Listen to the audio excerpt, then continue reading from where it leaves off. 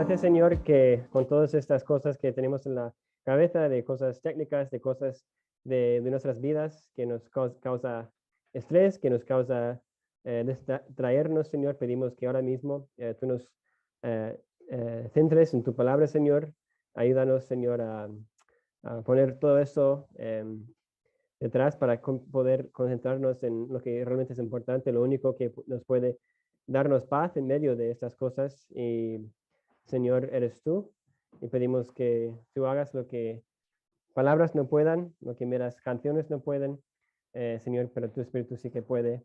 Entonces pedimos que tú háblanos hoy a través de tu palabra, que es santa y dada por ti, Señor.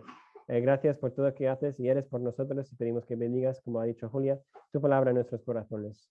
Lo pedimos en el nombre de Jesús. Amén. Perfecto. Pues hoy, como siempre, vamos a estar de nuevo en Lucas y vamos a considerar qué es la grandeza en la vida cristiana.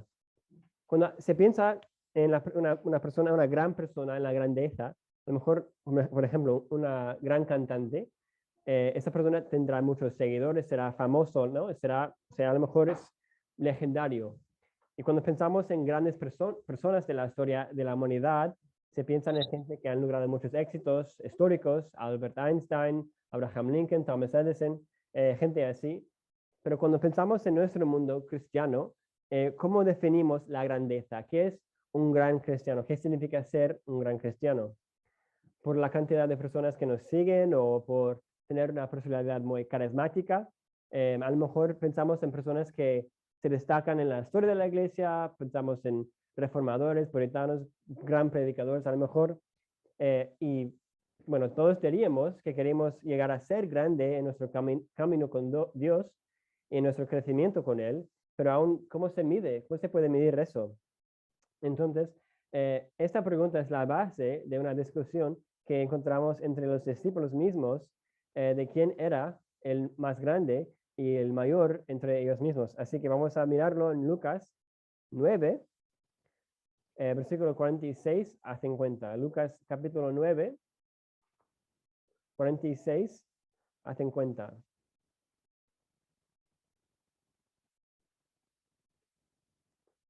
Nueve, 46 a 50. Vale. Y dice la palabra de Dios. Entonces entraron en discusión sobre quién de ellos sería el mayor. Jesús, percibiendo los pensamientos de sus corazones, tomó un niño y lo puso junto a sí y les dijo: cualquiera que reciba a este niño en mi nombre, a mí recibe. Y cualquiera que me recibe a mí, recibe al que me envió. Porque el que es más pequeño entre todos vosotros, ese es el más grande. Entonces, respondiendo Juan, dijo: Maestro, hemos visto a uno que echaba fuera demonios en tu nombre, y se lo prohibimos, porque no sigue con nosotros. Y Jesús le dijo: no se lo prohibáis, porque el que no es contra nosotros, por nosotros es.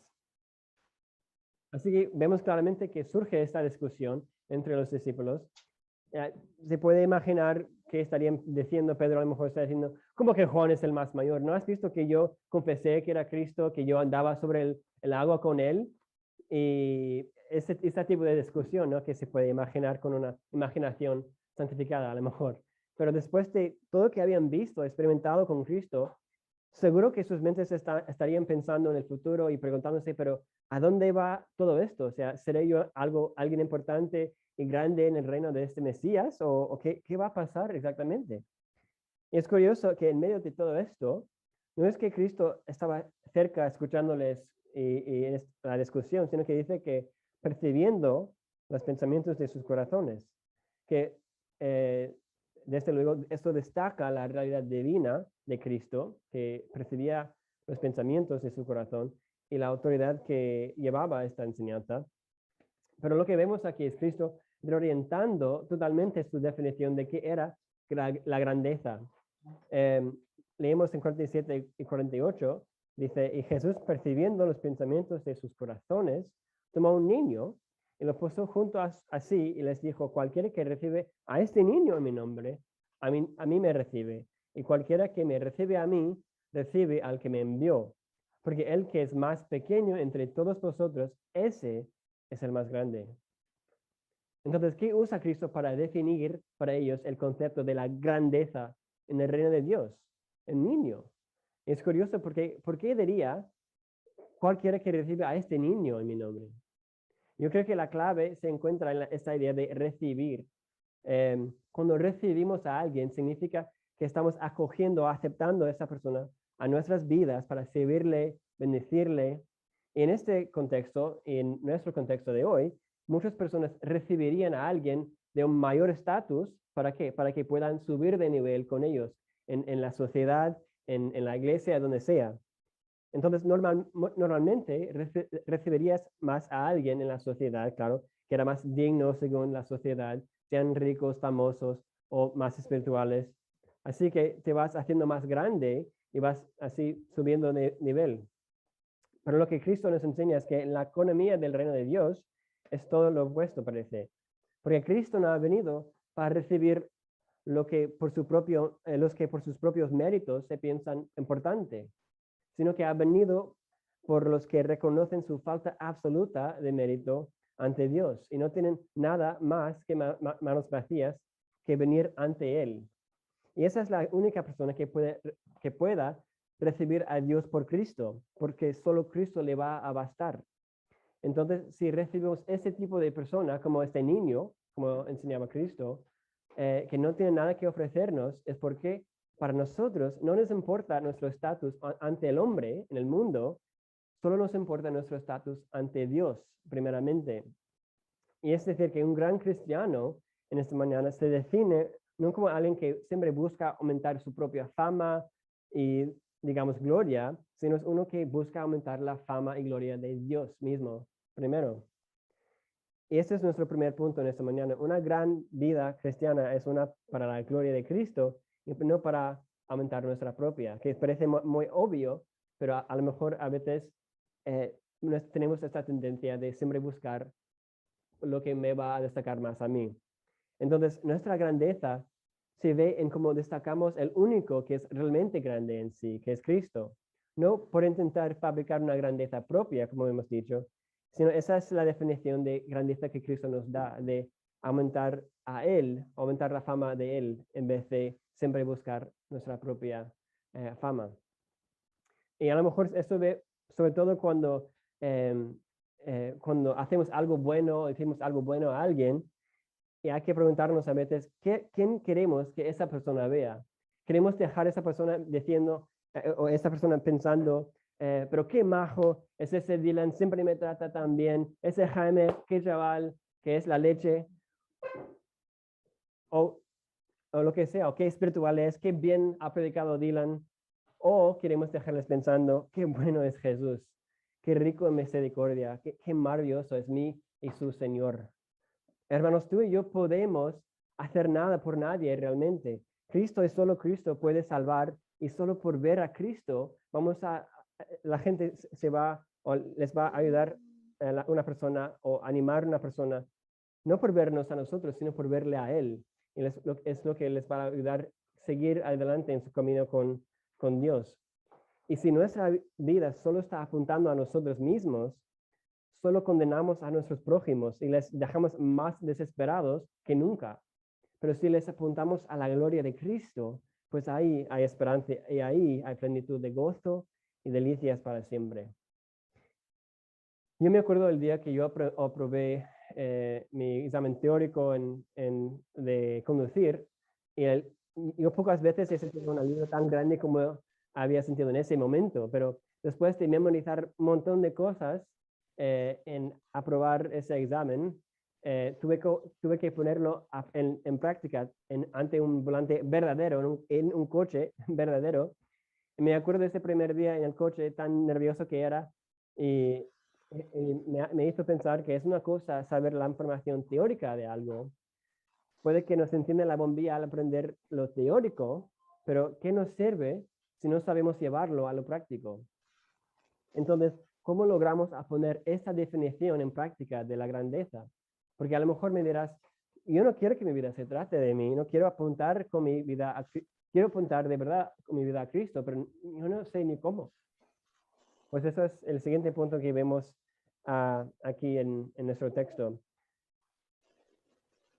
¿Ves cómo en el principio hemos visto cómo Lucas empieza destacando la deidad al Cristo? Anota que percibía los pensamientos de su corazón. Entonces, ¿qué tendrá que ver su deidad con la idea de la grandeza?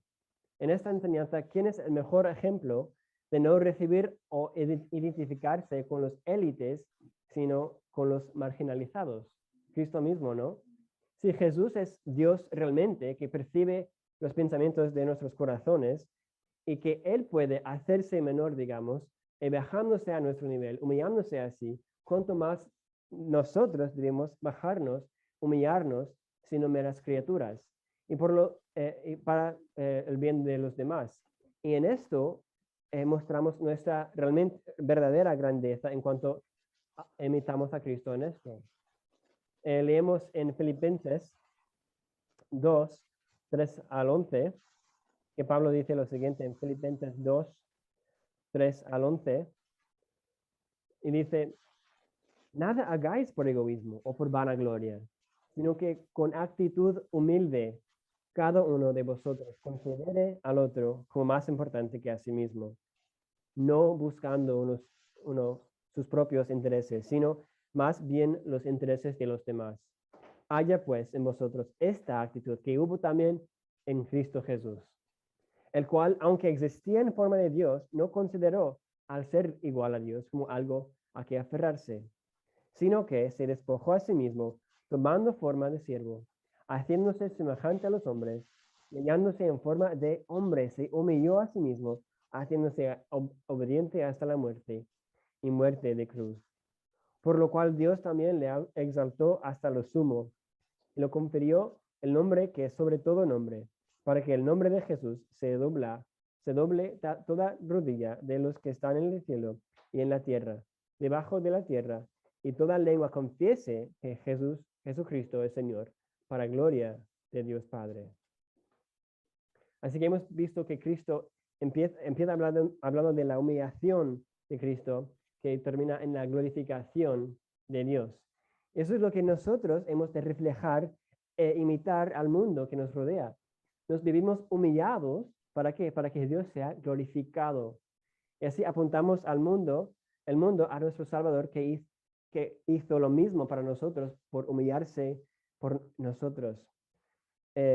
Nuestro objetivo no es venir a ser alguien importante en esta vida, sino imitar y destacar el único que realmente pueda salvar y satisfacer espiritualmente a nuestros prójimos y amigos y familias. No sé si conoces a esa persona que cada vez que te llaman dices, uff, ¿qué querrá este? Pero esto no debe ser así para nosotros. No nos vemos como el mundo, siempre buscando nuestro bien encima del bien de los demás. Como dijo Pablo a los Filipenses, no buscando cada uno sus propios intereses, sino más bien los intereses de los demás. En donde seamos grandes como Cristo se mostró grande por humillarnos, en eso confiamos que Dios es quien nos va a cuidar. No necesitamos realmente esa aprobación, el dinero, la fama que el mundo nos ofrece en su versión de la grandeza. El que más se puede humillar como Cristo, de verdad más grande es. Así leemos en versículo 48 de Lucas 9, dice Cristo, porque el que es más pequeño entre todos vosotros, ese es el más grande. Porque el que es más pequeño entre vosotros, ese realmente es el más grande. O como dijo Juan el Bautista, es necesario que él crezca para que yo mengüe. Así manifestamos y ponemos en práctica esta grandeza que busca la gloria de Dios por reflejar a Cristo y hacer lo que Él hizo por nosotros, en hacer lo mismo por los demás. Recibimos no el grande, sino el pequeño, para reflejar a Cristo que verdaderamente, siendo más grande en todo, nos recibió aún en nuestro pecado y nuestra pequeñez. Pero es curioso que Cristo dice al final de esta frase, cualquiera que reciba a este niño en mi nombre, a mí me recibe.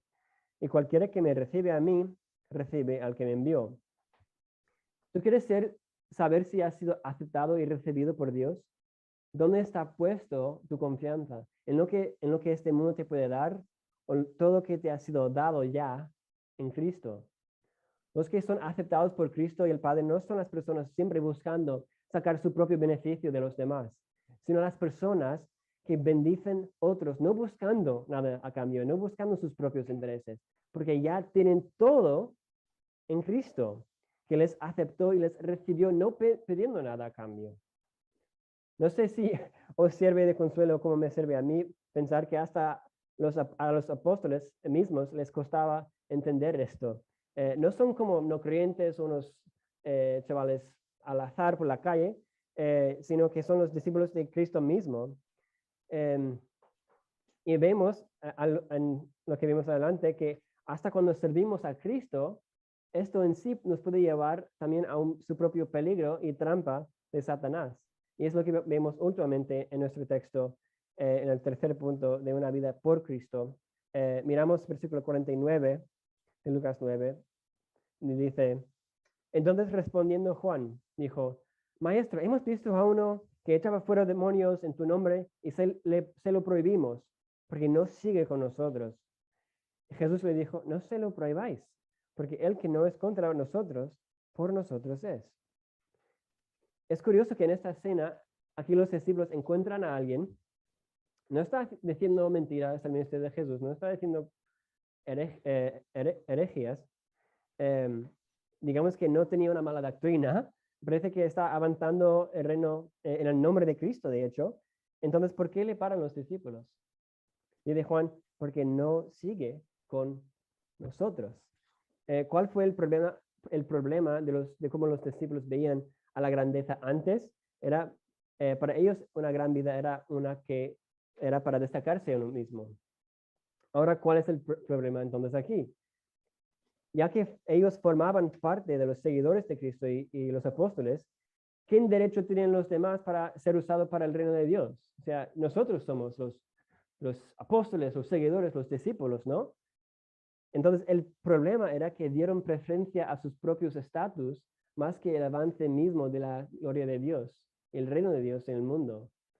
No les importaba que con éxito esta persona echaba demonios, estaba haciendo bien a los demás, sino les enfadó era que no era ellos, ¿no? Que eran aparte de ellos. Y a veces cuando llegamos por la gracia a Dios a ser un seguidor de Cristo, miramos a los demás como si fuéramos mayores nosotros por serlo, aunque no tuvo realmente nada que ver con nosotros. Como tuviéramos una autoridad propia en nosotros mismos. Y a veces fallamos de mostrar la misma gracia a los demás que Cristo ha mostrado con nosotros. Como si fuéramos cristianos por cualquier otra razón que por la gracia de Dios en Cristo. Entonces, antes vemos como un gran cristiano vive solo para Dios. Ahora vemos que un gran cristiano reconoce que su vida es una vida hecha por Dios, que gracias a Dios mismo y solo Dios tiene el estatus ante Dios que tiene. Entonces, mi vida no es para mí, por mí, sino es para Cristo, por Cristo. Y nuestra obra, sea en Albelía, sea donde sea, es para Cristo y existe gracias a la obra de Cristo primero en nosotros mismos. Por ejemplo, imagínate que otra iglesia aquí en Belía, bíblica, que se abre aquí mañana, y en un mes ya tiene un local, y otro mes ya tienen 50 personas como miembros oficiales de su iglesia, y ya voy yo a César y digo, hey, que están abriendo una iglesia, y que están creciendo mucho, pero yo les dije que cierren ya, porque no son con nosotros, o sea, llevamos años aquí nosotros, ¿quiénes son ellos para robarnos la gente? ¿Qué revelaría esta reacción? Revelaría que aunque digamos que queremos ver Belía alcanzada por Cristo y su evangelio, lo que más queremos es que seamos nosotros los que llevamos el crédito, que seamos nosotros que llevamos la gloria por hacerlo. Habríamos confundido el medio y la meta. Nosotros somos el medio y Cristo y su gloria es la meta. Si decimos que deben cerrar porque no son nosotros, ¿cuál realmente es nuestra meta aquí? Si es una obra bíblica, si están glorificando a Dios, ¿no debo yo regocijar con ellos porque compartimos ese deseo? Esto fue, por ejemplo, la actitud de los fariseos, que se ponían celosos por la atención de Cristo ante el público. Pero Cristo les corrige a sus discípulos yendo al grano. El que no es contra nosotros, por nosotros es. O somos para la gloria de Dios o para nuestra propia gloria. No hay otra opción aquí. Si alguien viene con la verdad, apuntando con sus palabras, con sus acciones a Cristo, ¿no somos nosotros del mismo equipo? De hecho, de la misma familia.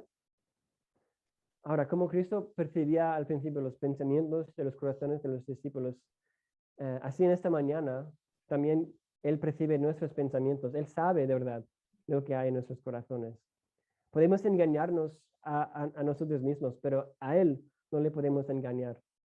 Si vives para tu gloria sola, solo por tu gloria, siempre viviendo por la aprobación de este mundo, sin remordimiento alguno, buscando recibir a otros para que te reciban a ti, ¿por qué esperaríamos que Dios nos va a recibir? ¿Y por qué esperas entonces que Dios te va a recibir? Pero si esto de verdad te preocupa, la manera en que tenemos esa tendencia y solo quieres arrepentirte hoy mismo, pues pido que tomes esta oportunidad de arrepentirte porque ese dolor, esa convicción, digamos, es del mismo Espíritu de Dios. Y después de arrepentirnos, regocijemos porque hemos sido recibidos por Dios, no por lo que hemos hecho, sino solamente por la gracia de Dios obrando en nosotros para que vivamos para la gloria de Dios cada día más. Oramos. Señor, gracias Señor, aunque muchas veces fallamos de ver que tú eres el autor, Señor, y que tú eres el consumador, aún, Señor, podemos engañarnos de hacer esta vida sobre nosotros y que como si tratara de nosotros. Vemos un mundo que se afana por buscar aumentar riquezas, aumentar fama, y a veces intentamos jugar el mismo juego.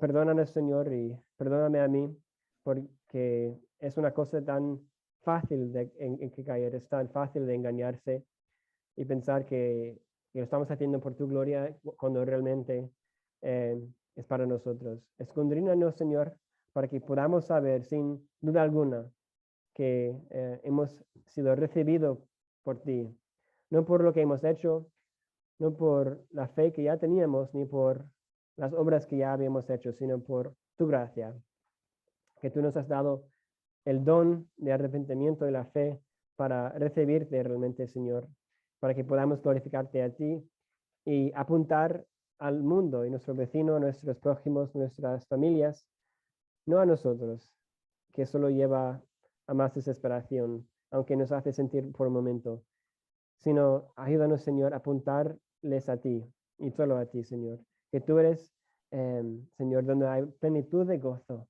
para nosotros, para nuestra familia, para toda Abelía, Señor, para toda España y todo el mundo. Y pedimos que tú recibas toda esa gloria, Señor. Gracias por tu obra en esa cruz, la cruz que era nuestra, que tú has llevado por nosotros y para que tu salvación sea nuestra, Señor, y que seamos hijos tuyos. Lo pedimos en el nombre de Jesús. Amén.